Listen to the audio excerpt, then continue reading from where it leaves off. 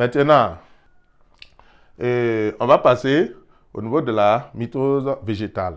Mais on ne va pas trop développer, on va simplement mettre l'accent sur la différence. Il y a deux différences. Donc, petit 2, mitose végétale.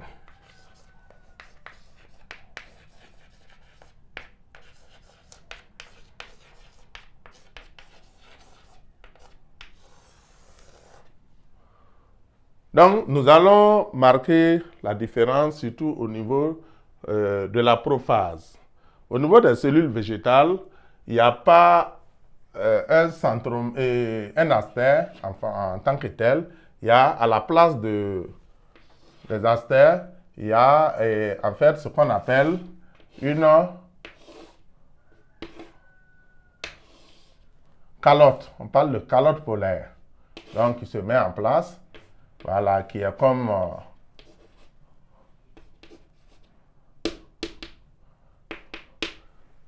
un élément qui est mis en place grâce aux cellules de l'appareil de Golgi et qui vont donc donner naissance au fuseau. Voilà, donc la première différence, c'est à ce niveau. Donc, il n'y a pas astère en tant que tel, mais il y a la mise en place de calottes polaires au lieu des astères. Les astères, donc, c'est les calottes qui vont remplacer. Et ça, c'est la première différence. La deuxième différence, c'est au niveau de... Donc, la première différence, c'est au niveau de la prophase.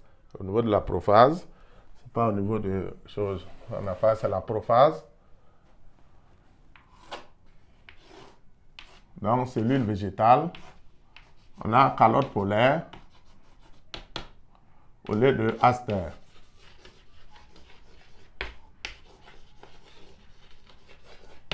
Donc, c'est cette calotte polaire-là qui va donner naissance donc, au fuseau de division. Ensuite, deuxième différence, c'est au niveau de la télophase. Donc, à ce niveau, on va avoir la séparation des cellules filles qui se fait non pas par étranglement, mais par la mise en place d'un phragmoplaste. Donc, un phragmoplaste qui est mis en place et qui va donc permettre de diviser donc, les deux cellules filles.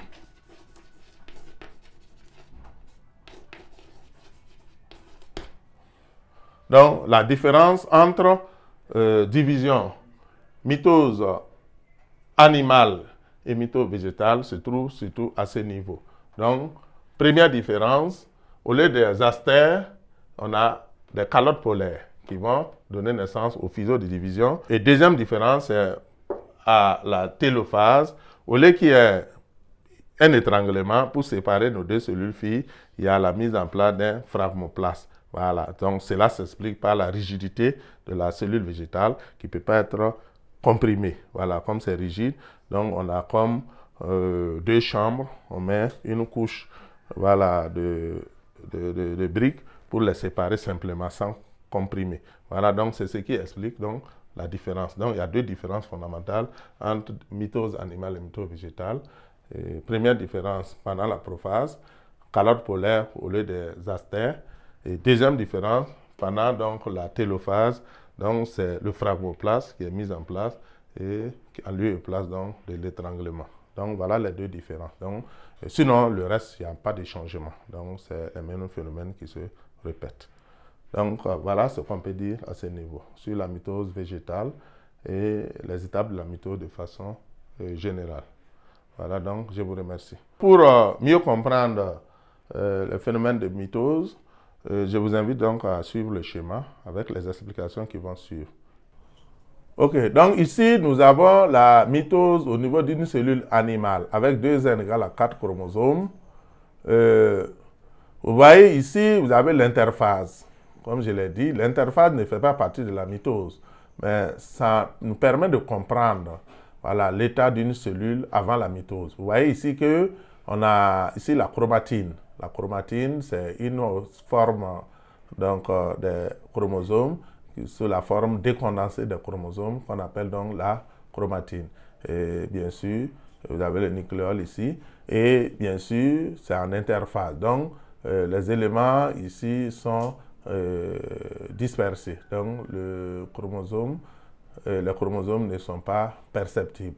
Ensuite, ici, on commence la mitose avec le début de prophase. Vous avez vu que le chromosome commence à être visible, mais pas nettement. On commence à se condenser. Donc, la chromatine ici a commencé à se condenser, rendant les chromosomes de plus en plus visibles. Et en fin prophase, comme je le disais, c'est un phénomène continu. Vous avez vu que les chromosomes sont bien nettement visibles. Et ici, on a seulement les astères qui sont en train d'être mis en place. Mais ici, les astères sont mis en place et on voit bel et bien les fuseaux. Voilà, les fibres du fuseau qui sont nettement visibles. Et vous voyez que les chromosomes sont disposés pêle-mêle. Voilà, il n'y a pas une disposition claire comme ça des chromosomes. Ils sont disposés pêle-mêle, donc au niveau du cytoplasme.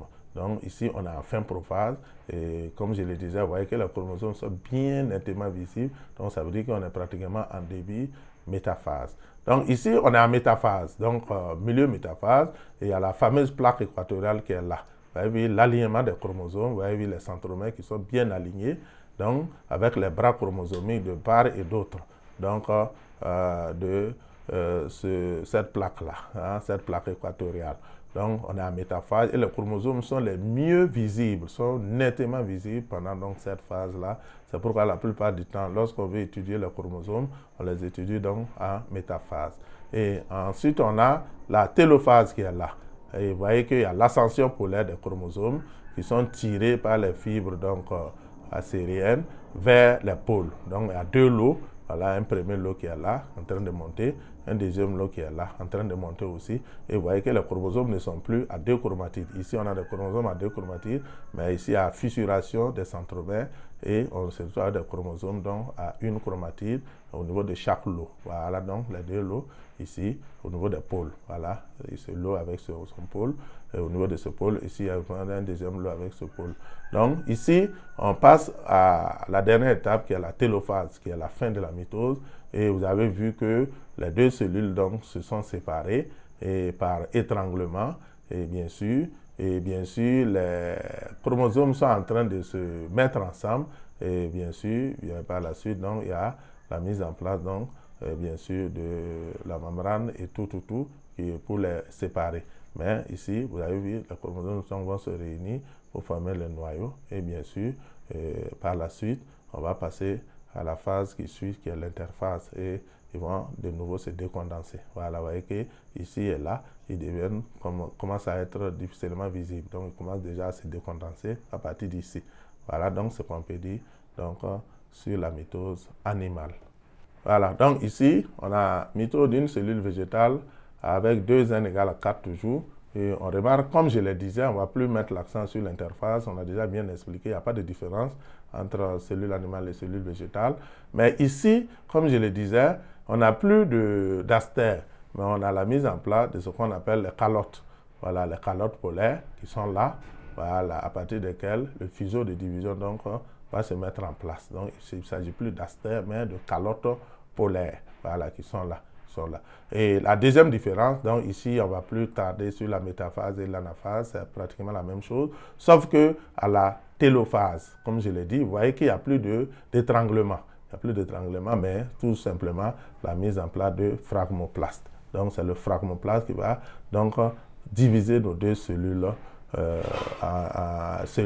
deux cellules filles. Donc, la cytodiérèse, qui est la division du cytoplasme, c'est fait par la mise en place d'un phragmoplaste et non par étranglement. Donc, voici les deux différences fondamentales entre mitose animale et mitose végétale. Donc, je répète, au niveau donc, de la prophase, il y a la mise en place donc, de calottes polaires à la place, à lieu et place donc d'astère. Donc, il n'y a pas d'astère dans la cellule végétale. Dans la division de la cellule végétale, mais c'est les calottes polaires. Ça, c'est au niveau de la prophase. Et la deuxième différence, c'est au niveau de l'anaphase. Il n'y a plus d'étranglement au niveau du cytoplasme, mais la cytodiérèse, c'est-à-dire la division du cytoplasme, se fait grâce à la mise en place d'un phragmoplaste. Un phragmoplaste, donc, c'est les deux différences fondamentales entre mitose animale et mitose végétale.